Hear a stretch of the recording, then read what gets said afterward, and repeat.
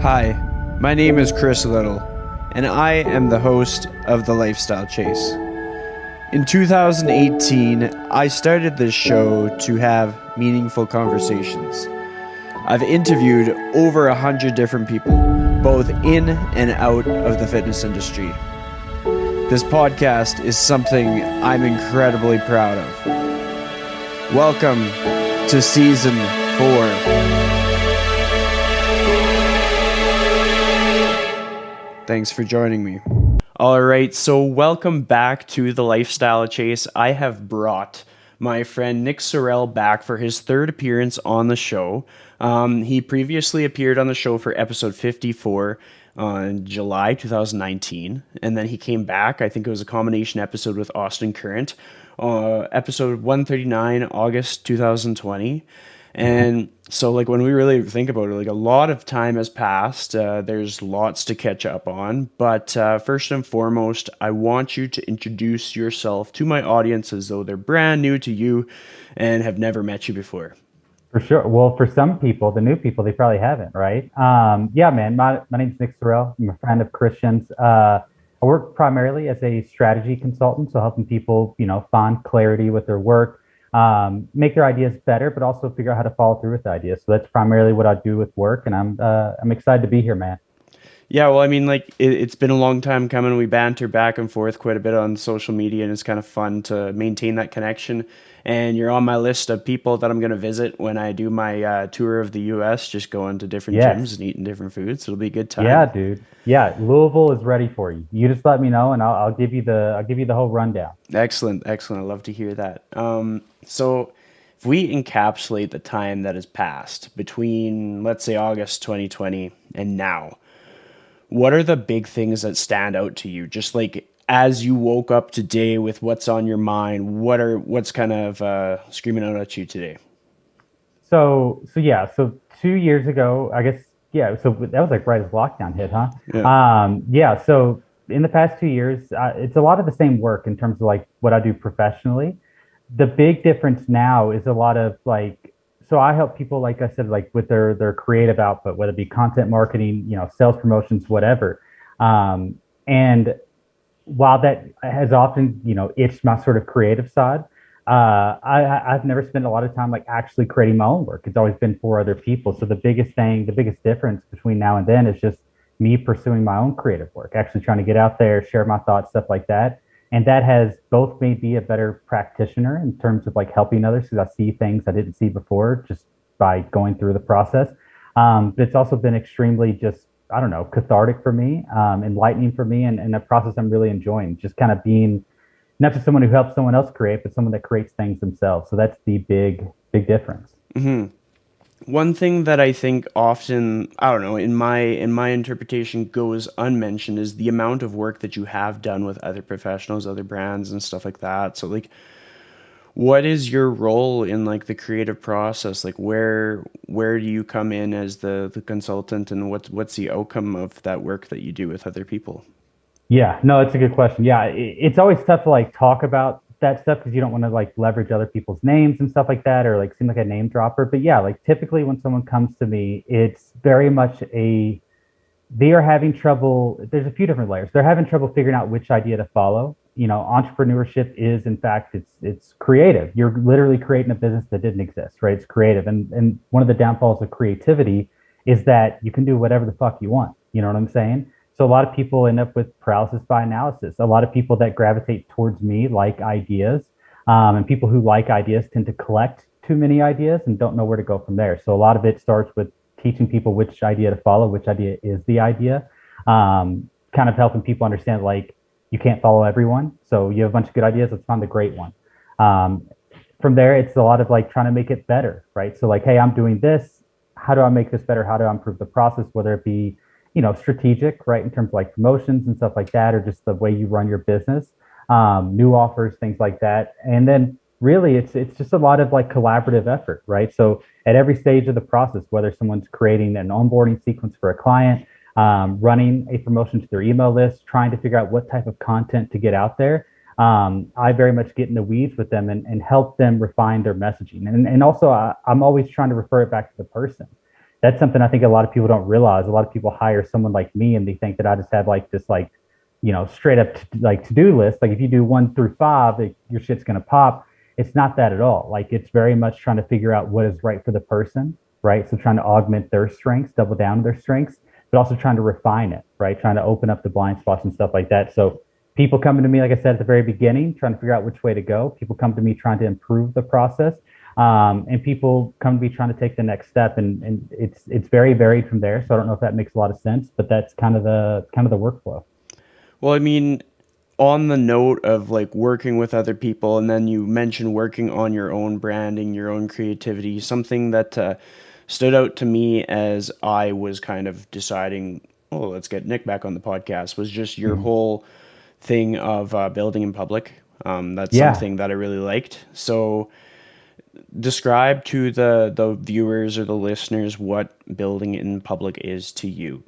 Yes. So there's a lot of reasons I started creating, right? I started getting stuff out there. I'm very lucky that all my business to this point has come word of mouth. So I work with somebody, I do a good job, and then, they have a friend that needs help. And they're like, oh fuck, Nick's really good at this.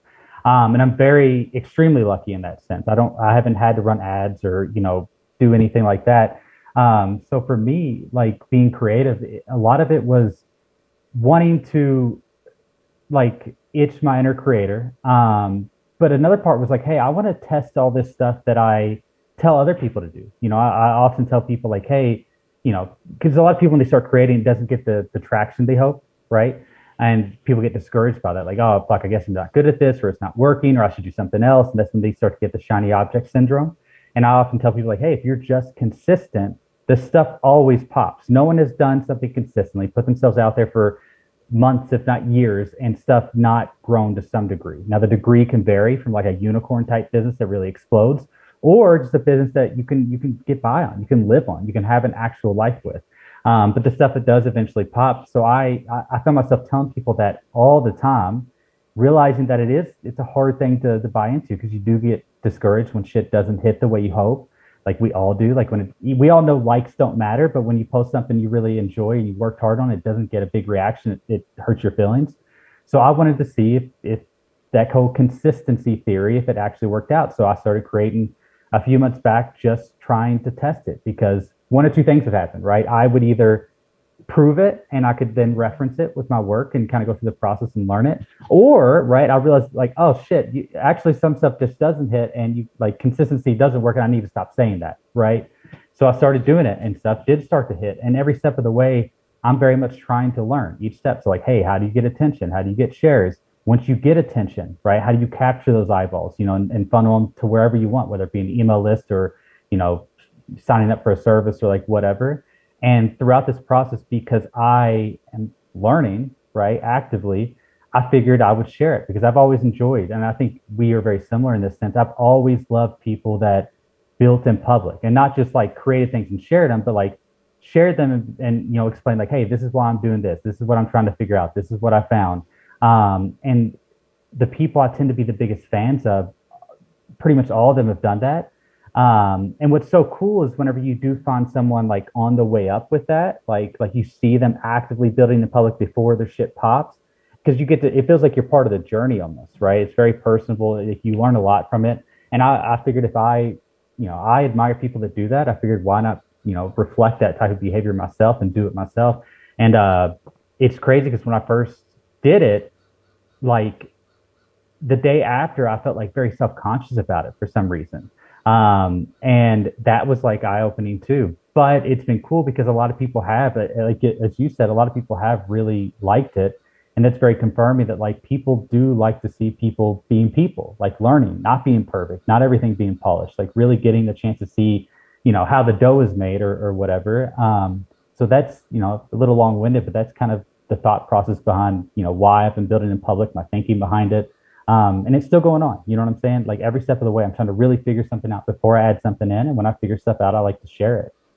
Well, I mean, for anybody who doesn't understand like your creative process, let's go back like maybe 6 months in time and just like Mm. what is it that you are currently doing that you're being consistent in, and how did you come to that creative process? Like what inspired you? What kind of went into that? Yeah, so I started creating pretty consistently like late November, early December, so like 4.5 months ago or so. And I think most creatives can resonate with this.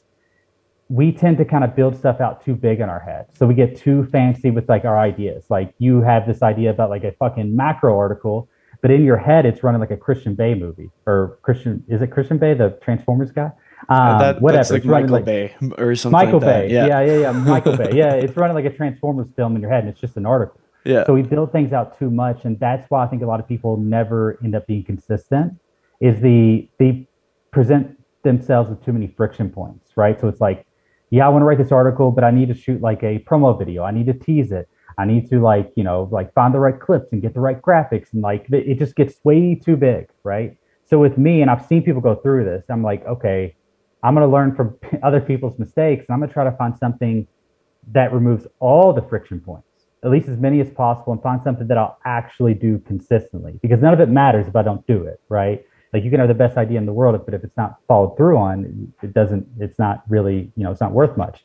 So for me, I was following a guy named Jack Butcher at the time, and if you're familiar with him and Visualize Value, which I think you are, right? Yep. Yep. Yeah.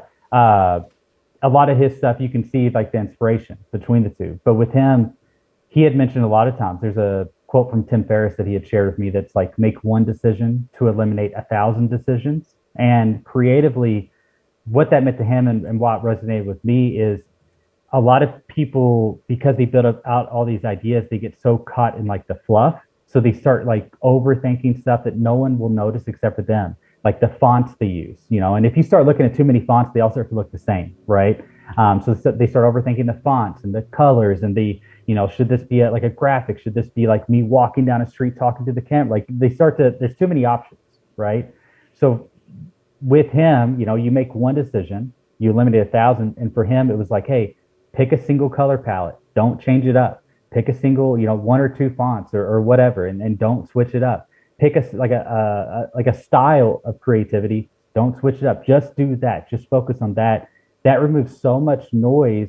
And also what it does is it kind of puts the onus on you as a creator to actually be creative. Like when you can't use all that other stuff as a crutch, which I think we often do, like, oh, I'm gonna have these cool colors and this swipe's gonna like, half the graphics gonna be that page and half the graphics gonna be on that page and be fit perfectly. And then we build this stuff out. Whenever you remove all that, you actually have to be creative. And as a creator, like that's what you want, right? You want a chance to do that. It's the only reason you're doing the shit, right? Is to express yourself. So removing all that, it removed all the friction points. It was very simple. It allowed me to get into it and just start expressing the idea as I'm creating, as opposed to having to worry about all the other stuff. And that's really what it was. Okay, I'm going to remove all the friction points and see if I can do it consistently. And I did. For 45 days straight, I think is what it was, or something like that. I posted a graphic every single day, right? Because I wanted to really build that habit too. And now I've pulled back some, but I feel like at the beginning, there is a lot of value in like overreaching. Mm-hmm. You know what I'm saying? Just to really get that footing. And then you pull back into what is your natural kind of cadence. And that helped me kind of foster like, repetition and like making time for it. Cause there were a lot of days where it'd be like 9 p.m. and I'm like, fuck, I haven't posted something. But then you force yourself to. And then you get used to like getting yourself to do this stuff. So yeah, that's kind of been my creative process, if that makes sense at all, up until this point. Yeah, well, I mean, there's a lot of things that you spoke to that were relatable for me. I mean, when I reflect on my podcast, I started it in like September 2018, and the, I guess the cadence at which I was putting out episodes exceeded anybody else that I knew. And then Mm-hmm. it got to the point where I could just slow down because I kind of had an idea of what I was doing, but I had already put out so much content that it got to the point where my audience, they didn't matter to my audience when I put out the episode because I Mm-hmm. had such a volume of content. I had been so consistent for so long that I was starting to reap the rewards of that. Yeah. And I'll even like speak to something that I noticed this past week, which is really cool because I recently switched from Podbean to Substack for my Mm-hmm. podcast. And I've had to pay for Podbean every year, and Substack I don't have to pay for anything. That's nice. Yeah. Yeah. And like the listenership 10x'd I was Really? stunned. Like I didn't do anything unusual. It's just a totally different audience and caught me off guard in the best way possible. And it Oh, so just for like Substack, do they kind of like share your stuff with their audience too? Does that what kind of happen, do you think? so to kind of like unpack it all, like Substack as a platform has become a very popular space for writers. Hmm. And it's almost like an afterthought that they're a podcast platform. Like Mm. when looking into it, I almost didn't take it seriously as a podcast platform. And then I just looked at it and there was no cons. Like it was, you weren't limited to how much you put on there. It didn't negate your ability to go on other platforms and stuff. Like if anybody's actually listening to this episode, like this is probably one of the best pieces of advice. Just take your podcast and put it on Substack because Yeah, yeah, yeah, yeah. essentially, It like, sounded interesting. That's why I asked. I'm like, I wonder what happened. Yeah. yeah, well, it's because when people are searching for topics within articles, Hmm. then the description of my podcast comes up, the names Ah, people are searching for, and then like my podcast and specifically, I'm not just like a 20 episode show. Like I yeah. have produced like in total like 300 episodes, and there's going to be at least like Wow. 230 episodes on my Substack platform. You got to leverage their platform search engine. Yeah, it's wild. Yeah. And just Yeah, like that's dope. the variety of topics, because I don't stay within the lines of the fitness industry all the time. Sometimes I kind of stray away. The last episode I had my friend talk about NFTs and the film industry. Mm. Oh yeah, that one probably hit. Yeah, that shit's hot right Yeah. now. Yeah, yeah. Yeah. And Well, yeah, that's fascinating. One thing I will say real quick about what you said about like how at the beginning you got stuff out very quickly. I think something that goes underlooked in that process is you start to develop like social equity. So initially when you first start doing something, a lot of people are wondering like in your case, like, hey, what is Chris doing? Like he's doing yeah. this podcast now.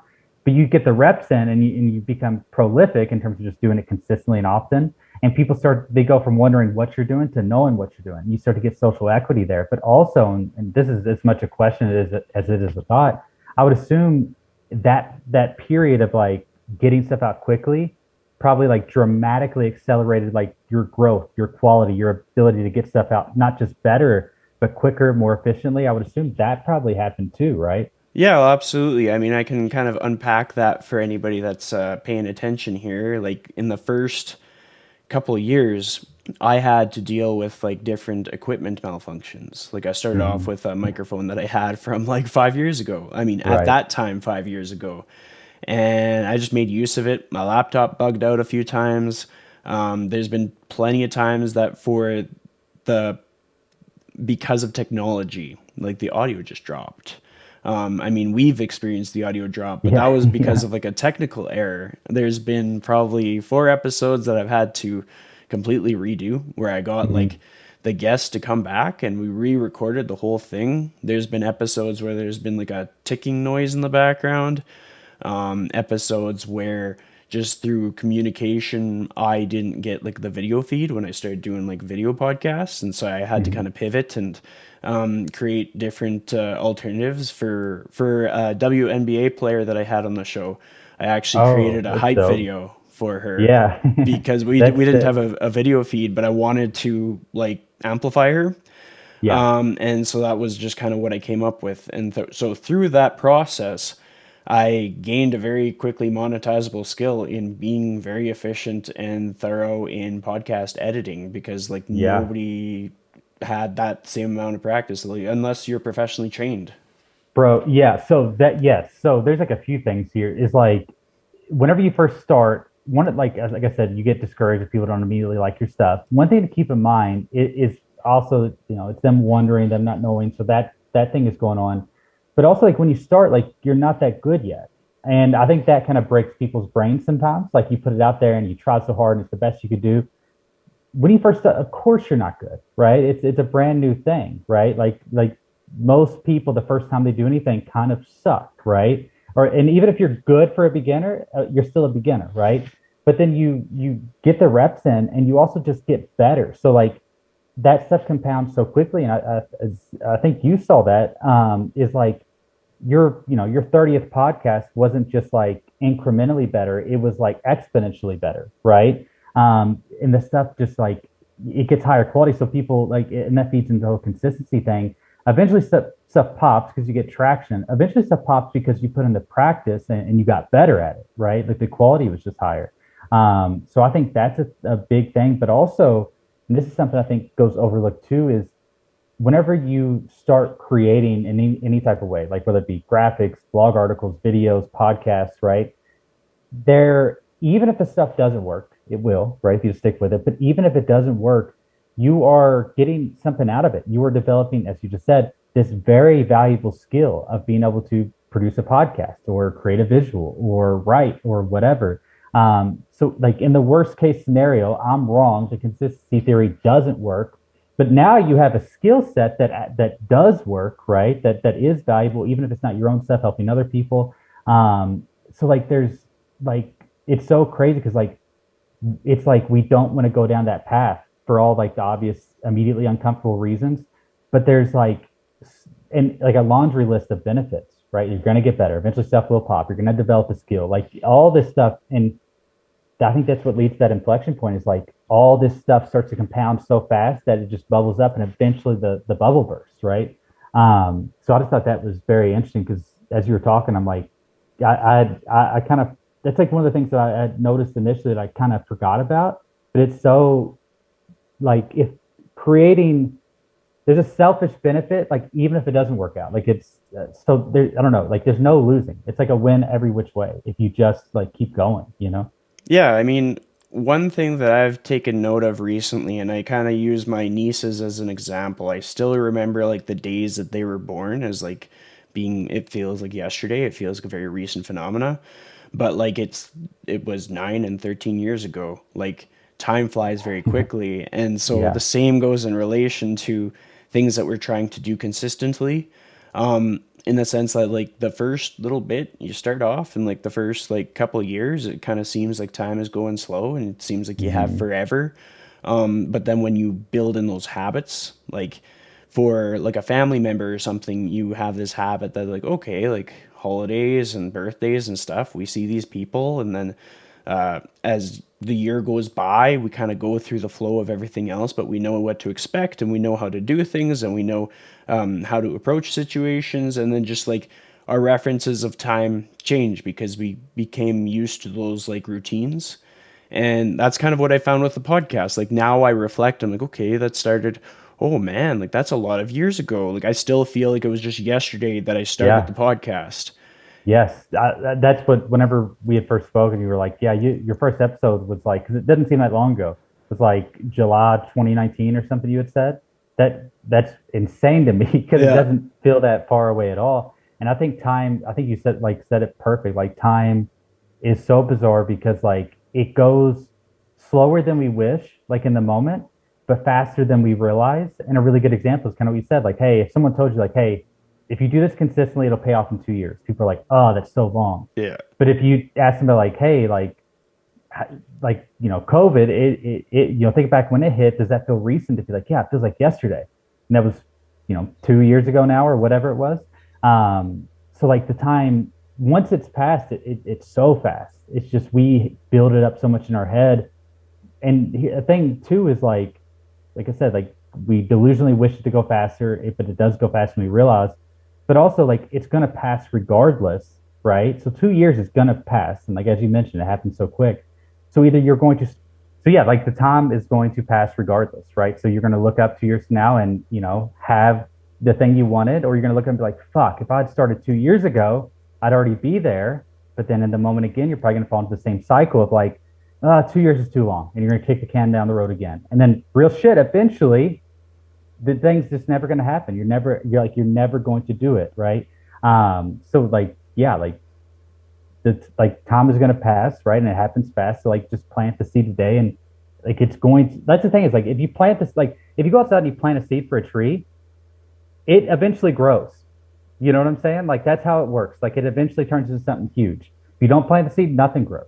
And it's really just the choice of whether or not you're going to start and plant the seed, and start putting forth the actions and water it and all the inputs, required to get the output, or you don't, right? And I think that's something that sometimes people forget just because they can't have it right now, you know?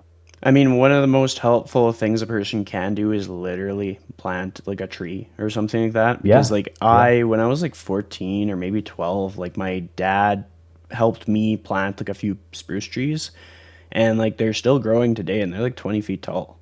That's I crazy. would have Yeah. never guessed that would happen. And like Yeah. spruce Yeah. trees don't grow fast. Like a poplar tree, that thing will spring up pretty quick.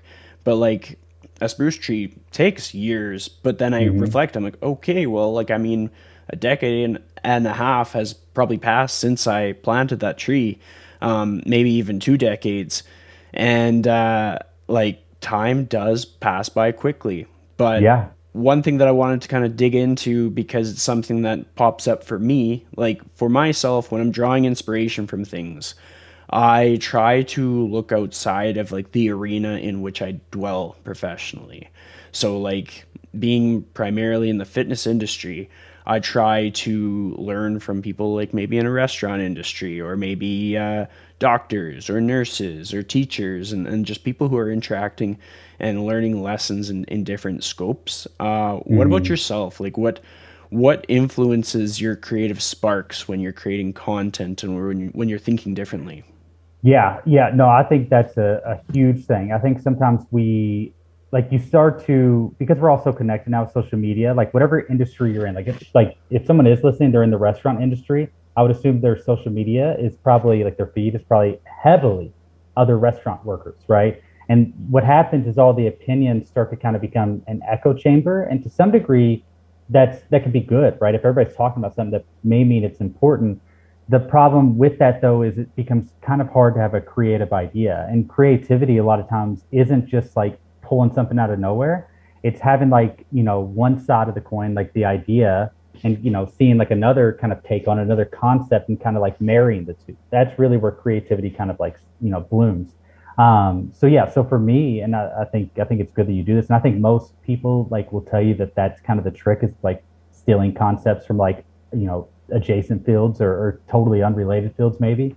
For me, I you can kind of get anywhere, whether it's like media, like a song or like whatever.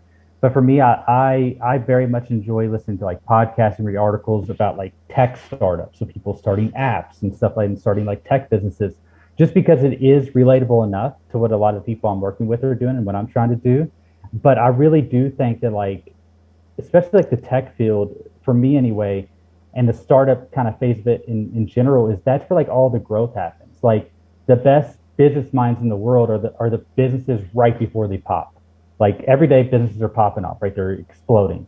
And that point where they're growing and they're right before the inflection point, that's where all the innovation is happening. And so I love learning from that because it's just the best, most creative minds like that are just in the shit, really working. But also one thing that's cool about like tech in particular is it's creative. You're building it. Like I said, like you're making something out of nothing. But tech has to be very logical. It has to be very like, ones and zeros. You know what I'm saying?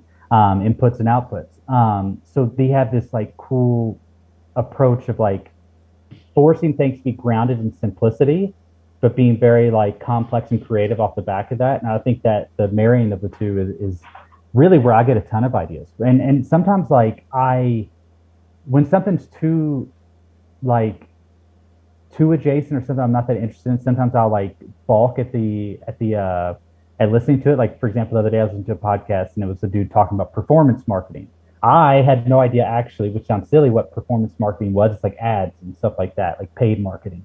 I figured it was just marketing that performed well, which sounded interesting. Yeah. So I almost turned it off, but because I don't run ads with anybody. Like I don't run ads myself. So I was like, I don't even want that idea in my head because then I'll start thinking about it, but I don't want to do it. I'm not going to do it. So like, I just don't want the distraction. Then I was like, you know what? I'm going to listen to it anyway and like just see if I can pick up concepts. And sure enough, like I did, like just like little tiny things that once again, that's what you do. You hear this concept that works for their business in whatever type of way, and you take the concept, not the tactical how to, but the concept, and then you apply it to your own work, and that's how a lot of like very innovative ideas happen. So yeah, I consume almost no like fitness coach like strategy and stuff like that, like almost no, unless it's just like a friend that posted or something like that. It's all from unrelated fields, like I have zero ideas that are like come from my own, my own kind of track. Well, I think it's just an important piece to the puzzle. I've had lots of other discussions with other colleagues in the industry, and it's just like where you draw inspiration from because it's like we have to think different and we have to do things that haven't necessarily been done sometimes. And then we can't just wait for Hmm. somebody else to do it and ask how they did it because it's kind of like limiting what we can possibly do. Yeah. When I was preparing for this episode, I did a bit of a dive down the rabbit hole with visualized value. And one of the Yeah. things that sort of stood out is just like what it all encompasses. Like he's putting out the content, he's building that brand, but then you go to the website and there's all these courses and things to kind of work on. Is that something that's kind of inspired you in any way at all? Yeah. So he has so many good takes just creatively, and he is wildly creative. Like just his ability to take like something very complex and simplify it, compress it to like the nth degree is insane. With that said, though, I also just love his take on like just business in general, like the importance of like leverage. So, for example, like in a service-based business, like there's only so much you to go around, right? Like you can only handle so many one-on-one clients, right? And at that point, the only way to grow further is you charge more, but there's a breaking point. You know what I'm saying? And Netflix, as an example, is kind of experiencing this now. They kind of topped out their demographic, probably because of like password sharing. They've been increasing prices, but there's a breaking point to where if you increase prices, your net revenues can go down because people are going to cancel. So like with service-based business, same thing. You can only handle so many people, like just your personal bandwidth. Jack does a really good job of explaining like leverage. Like, hey, he had, like one of his courses, for example, is build once, sell twice, right? And the concept that's kind of the concept of a course, right? You build it once and it sells multiple times. So you have that 1 hour of work and you get however many returns, however many purchases that you can funnel attention to and convert, right? So yeah, a lot of inspirations come from that because it really, I I do have trouble I can only work with so many people before my quality starts to suffer. So being more focused and trying to figure out ways to get a bigger return is, for me at least, the idea, the goal. And I think for most people that is the goal. Like you think of any business owner, eventually they start to search for leverage in any field. And leverage comes a few different ways. It comes via like automation, like courses and stuff like that. It also comes via like manpower, right? So if you're a very successful coach and you want to scale, you hire other coaches. That's a form of leverage. Capital is another one. So if you own a gym, you can buy other gyms or other restaurants or whatever your field is. So in every phase of business, leverage is actually where the ceiling starts to get raised. And if you don't do that, and you can obviously, some people just want to coach, right? And that's totally fine. There is a ceiling there, though. So and if you're cool with that, like, there's nothing wrong with that. For me, though, I don't want to have to keep like hustling to that degree to hit the ceiling. So yeah, there's a lot of inspiration I've gotten from it. One thing with Jack though that I will say is because I was so inspired by his stuff, and I think this is important, is it obviously influenced me. And whenever I first started creating, he was the model, so I imitated it, right? And whenever I was, in years past, anytime I would work with somebody, very often anybody I would work with, even wildly creative people, you can see clear influences in their work, right? Like, so, I won't name names, but I would see like directly, bro, that's like a Mark Manson thing, verbatim, damn near, right? Or Ron Holiday or whoever. And I used to kind of like turn my nose up at it for some reason. Like, dude, you're better than that. Like, why are you echoing this dude? But then I realized, like, because those were old words, that's how everybody starts. We all start by imitating the model. You know what I'm saying? That's how you learn. Like, whenever you start trying to, shoot a basketball or whatever, you shoot it like how the coach tells you to shoot, and you start trying to shoot like your favorite player, and like you imitate until you finally, eventually find your own game. So with Jack, a lot of inspiration, and finding myself echoing him was good because I realized that that's just part of the process. I think sometimes people worry too much about like seeming like somebody else that they don't take the steps or whatever, or they try to like save themselves from that imitation in ways that doesn't actually save you. Like when I first started, I he does all black and white, just like me, right? And I was like, oh, well, I'll do like a blue or something like that, as if that makes it any different. Yeah. Like as if like the blue imitation still is an imitation, right? I was like, no, I'm just going to do me. I'm going to do my thing. I'm just going to embrace the fact that to me, black and white is what feels most natural. For whatever reason, I think you and I are similar, like just drawn to like black, white, like simple colors. Um, and like I just embraced it, allowed myself to imitate it, realized it's part of the process. It's how you learn. With that said, though, after a while, I did start to find myself echoing him a little too much. Like my ideas, like it's one thing to borrow his paintbrush and learn how to paint like him. It's another thing to like take his ideas and echo those too. And whenever I started to catch myself do that, I'm like, okay, so I've started to kind of get the feel for how to create this way. I'm going to stop listening to him entirely because I wanted my own ideas to start to kind of filter through. And that's what happened. As I kind of stopped paying attention to the stuff, my own ideas started filtering through. The stuff became more my own. I became more confident in it also. So now, like when someone's like, "Oh, isn't that kind of like visualized values?" and it that would have probably bothered me initially because I would have been self conscious about being a ripoff or something. But now, as I've taken the time to kind of grow up myself, like or figure out my own way, just makes me more confident. And what was cool is not the minute, but like very quickly after I started doing my own thing with it, that's when shit blew up. Like that post started to go viral and I started to get a lot of traction and attention for me anyway. And it was just like I said, like every step of the way, it's just been a learning experience. Like, oh, cool. So imitation is how you learn. I didn't know that. I always turned my nose up at it. And that's just a byproduct of me not having gone through the process myself. So I very much had to be humble and learn, right? But also the confirmation of like, hey, you started doing your own way. And that doesn't mean that, because I think sometimes we think that like, oh, doing it their way is the only way to make it work. For me, the minute I started doing it my own way, that's when it actually started working. And that was confirmation too. So it's just like every step of the way, like you're just constantly learning. And recently I've started to allow myself to like digest his content again, just because I do just love the guy's takes on creativity, business, strategy, all that stuff. Um, but it's nice because now I don't feel like an imitation anymore. And I think that's such an empowering thing that people overlook. I did a call with a guy yesterday, Mike Dola actually, and we we spoke about that. And he was talking about how he liked my stuff, but he didn't want to like seem like the same thing. And I told him the same thing I just told you. I'm like, bro, when I started, it was like just like imitate me, do it, just figure it out. Like I don't own the fucking stock clearly. Just do it because if you do it, you're gonna get the reps in, you're gonna figure out your own way, and it'll slowly start to become your own. Stop trying to like worry about sounding so much like somebody else. Allow it to happen. Obviously, don't plagiarize, right? Like make sure it's your own work, just very influenced to whatever degree. It'll eventually become your own as you get proficient in like that style. So that was a lot of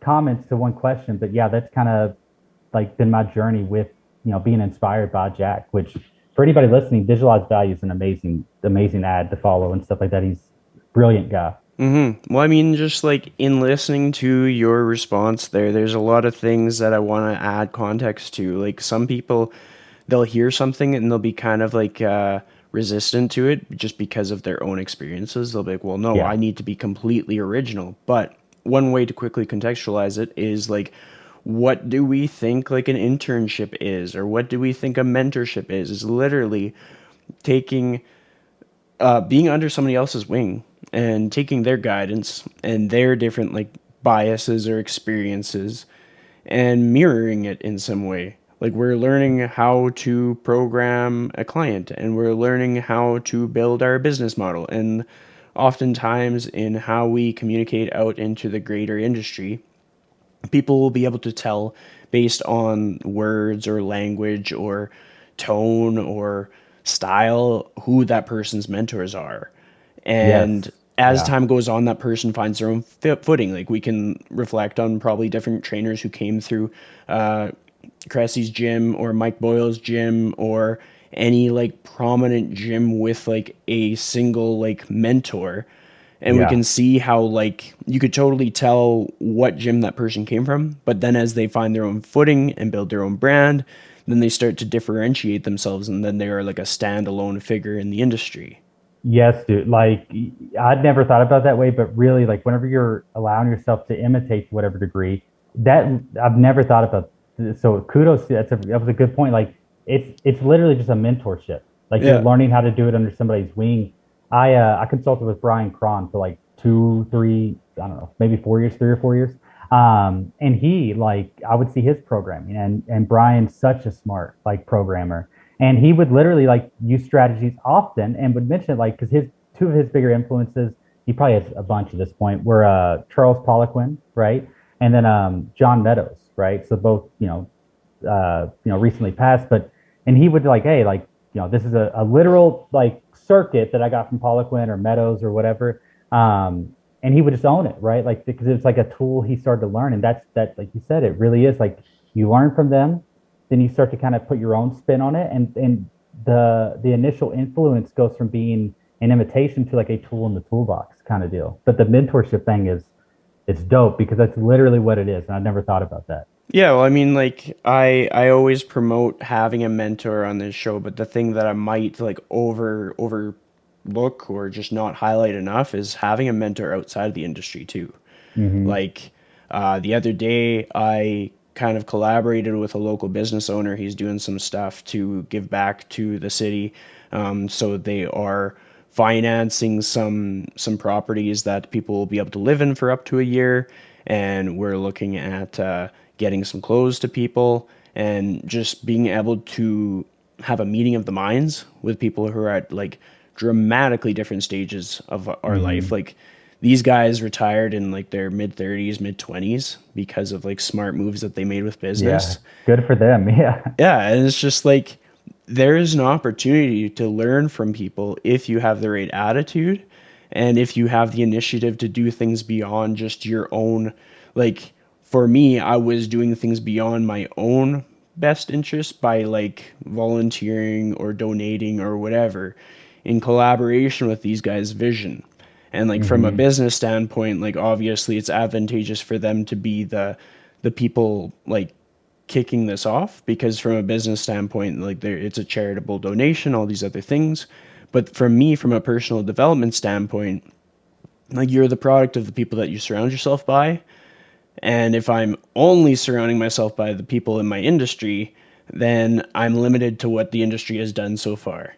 But if I'm Yeah. surrounded by people beyond my industry, then I get to be someone who is coming up with things that the industry hasn't done, Yes. and et cetera, et Yes. cetera. Yes. Yeah. So the bunch of good stuff like yeah, finding mentors outside of your industry is huge because as you said, like if you're just like, a reflection of the people you surround yourself within the industry, the ceiling for you is always going to be the industry's current ceiling. Whenever you know, get influence from people outside of it, it just kind of raises the potential and you don't have that sort of governor on you. Another thing people need to remember is like a mentor doesn't always have, in your case it was, right? Someone you knew you went and worked with. A mentor is 100% can be someone that you don't know, right? So like, I mentioned Ron Holiday earlier, like his fucking mentor is like Marcus Aurelius, you know what I'm saying? Like, or whatever the meditations dude name is. That's one of his mentors. And that's why, like, once again, like that sort of imitation phase, it is just a mentorship with someone you don't know. You know Yeah. what I'm saying? Like it's you learning from them from afar. So I think it is like whether obviously it's always you get the special touch if you can experience them in person. But yeah, like find people, learn from them. Allow yourself to like really like kind of like go through that internship process, whether they are aware of it or not. You know what I'm saying? That's really how you grow and how you learn, and it starts to diversify like your talents. You know what I'm saying? So yeah, that's yeah. I think too few people do that. I get it initially, especially in the fitness industry. You're trying to learn like a how to. So you're going to Cressy, Boyle, like whoever, Meadows, like learn which Meadows now you have to. Like you can't learn from in person, unfortunately. Um, so I get that part, but then once you kind of get your base, especially if you're trying to, build your business, like actually be an entrepreneur, because being a coach and being an entrepreneur are two different things. Um, you need to get other influences. You need to know how to do this because you can learn how to do squats all you want, right? That's not going to teach you how to like automate a payment. You know what I'm saying? So getting influences outside is huge. And I think also if you're going to learn like creativity, business strategy, or whatever, try to go learn from people who are just teaching that, not people who are teaching it to a subsector. And this is nothing against people that, specialize in business for coaches and stuff like that, because that's technically what I do. I primarily work with coaches, a little bit outside, but it's just the social circle I'm in. So that's what I prioritize or whatever.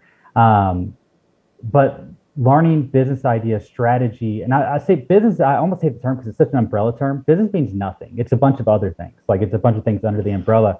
But going outside of like just for coaches, that's actually what's going to get you a unique spin on things.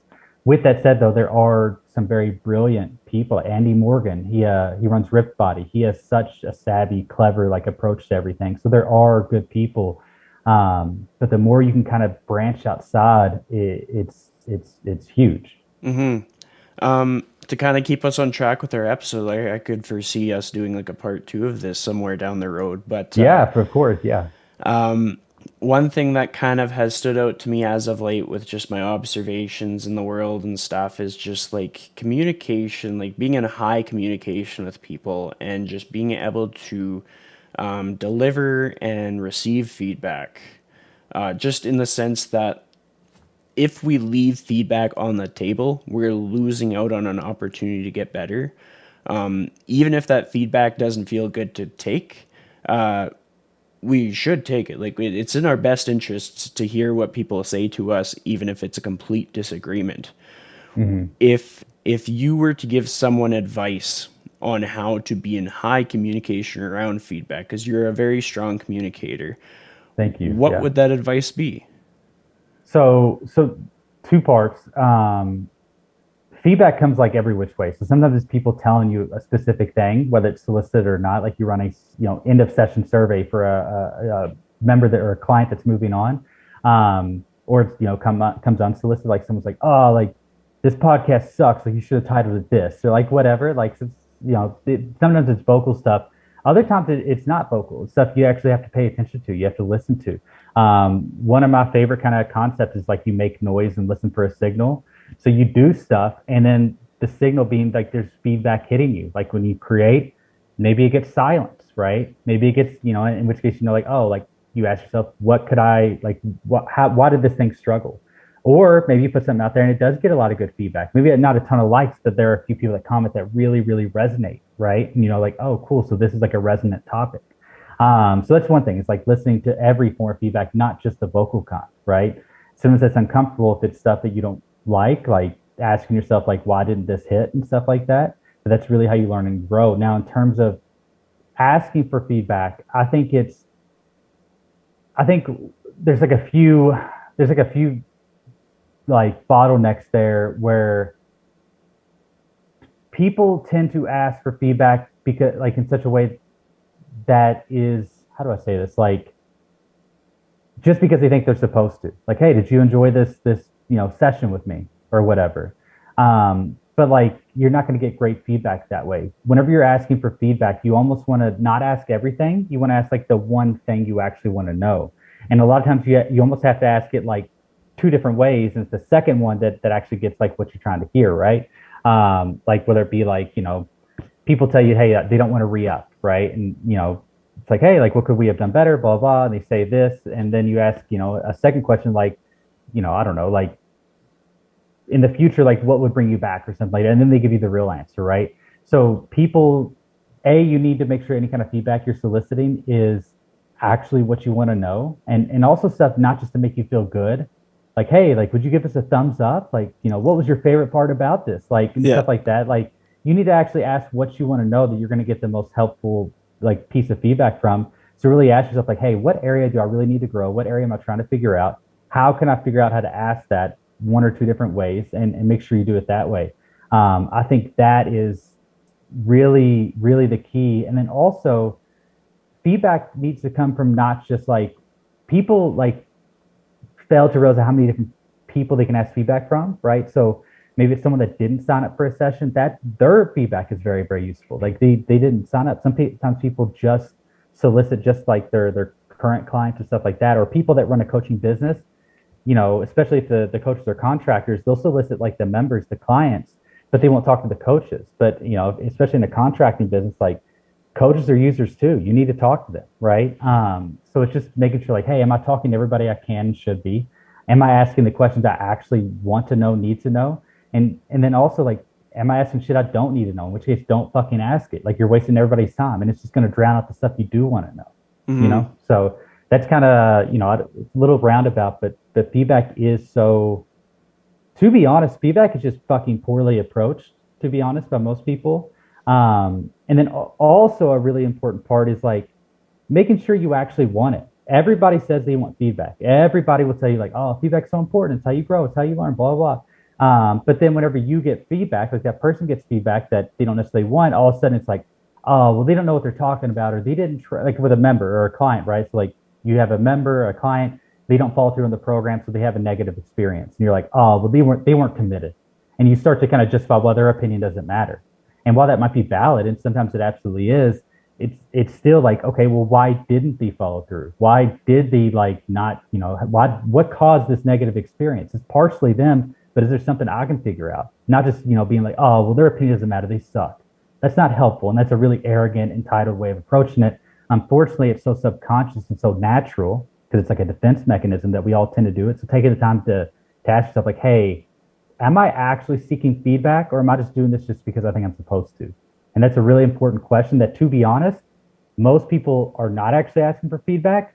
So you need to dig into it and make sure that, like, okay, maybe I'm not, like, I need to kind of embrace this or whatever.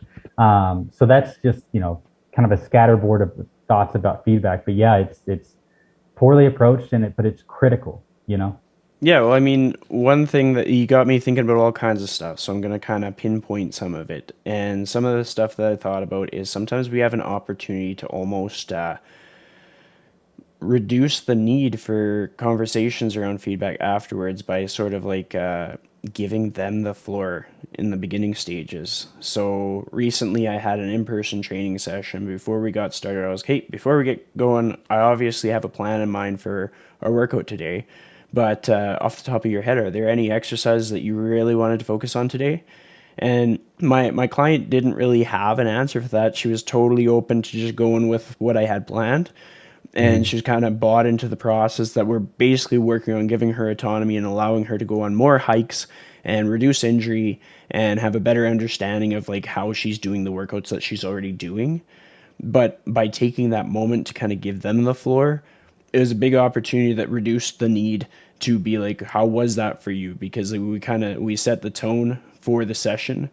And in a lot of times, like my strategy sessions with online clients, it'll be the same thing. Like if I can tell that there's like a stumbling block or something that might be troublesome for them in their life, I'll kind of just give them some space to take the floor Yeah. and kind of set the tone for them to have more control of the direction of the conversation and just leave pauses and give them space and not always look to fill in the gaps. And that kind of communication style is huge, especially like particularly in the online space because all we have is these conversations. But just in like client retention in general, because just by taking that approach and giving the person that you're talking to more just power, then you're allowing them to equip you to help them more. Yeah, there's a yeah, so it's interesting. That's conversation. You've been saying that, it's always wild like when you're on like a podcast and the people are asking you questions and you're giving answers. It's always so interesting whenever the host rather and you in this case like says things you're like, oh fuck it, like I'd never thought about it that way. But yeah, like giving them like a very simple, there's like this sort of law of life that like the thing, like if you over pursue something, it'll elude you, right? Like if you try to really grit down and like, you just overdo it in the thing and you miss it.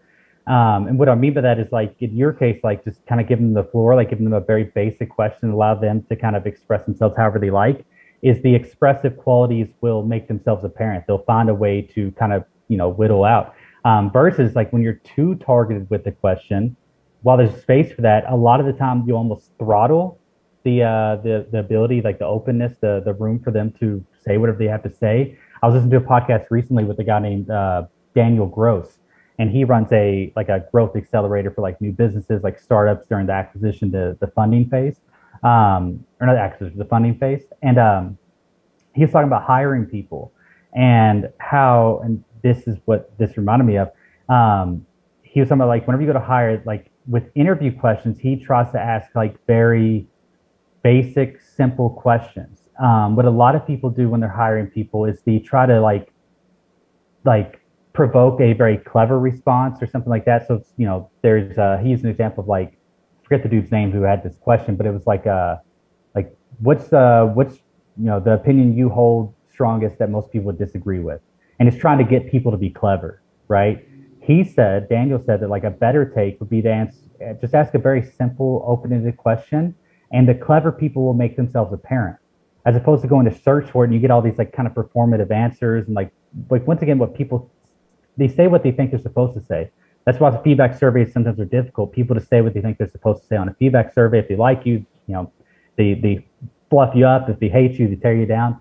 But if you ask a very open-ended question, like in your case, like, hey, is there anything you don't like? Is there stuff you do like whatever, the real thing will express itself. It won't be performative. It'll just kind of come out, and they'll say yeah, I like everything, but I'll tell you what, I don't like those. And that's super fucking important. And it came out of a question that wasn't even trying to get that, because you gave them the space to really operate. And I think that's once again, like asking the right questions, going about it the right way. Like, it works. I've thought about that before, obviously in the hiring process, but I've never thought about it in the feedback process. But in many ways, they're the exact same thing. Like, you're trying to get people to express themselves in such a way that's valuable and helpful for you and for them, but for you. So each episode, we kind of set up the audience with a challenge for the day, just something that they can take action within 24 hours. So if you were to impart a challenge for the audience, what would it be? So most people listen to this, I would assume, are going to be coaches, people that are trying to learn about fitness, so just general population type people, or people that are trying to grow their business and stuff like that. The thing about all those type of people is most often there's something they've been wanting to do. Like, hey, I want to start creating content. I want to start going to the gym. I want to start. And when I say this, a lot of people, if they're actively listening, that thing probably just popped in their head, this thing that they keep thinking about, they keep wanting to do. What I would say is you need to just go do it one time, right? There's the biggest step, the first step is always the hardest step, which makes it difficult to do, understandably. But the good news is, like, once you get the one thing out of the way, every other step becomes a little bit easier.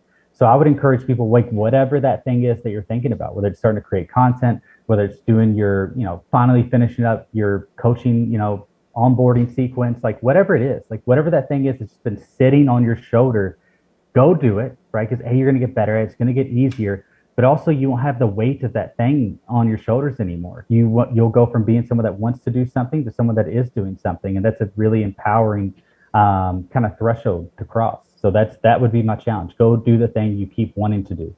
Perfect. Love it. How do people add you to their favorites on Instagram if they're going to follow you and keep in the loop? Yeah. So I told people to do that recently, and I realized it's not the easiest thing to do.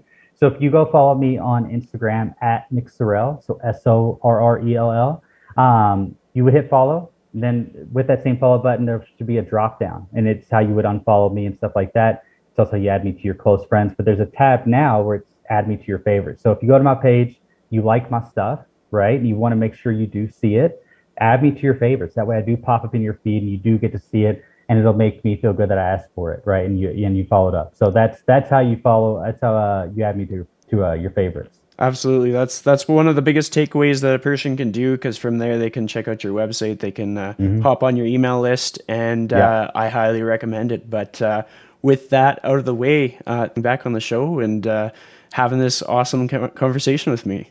Thanks, Ben. I appreciate it.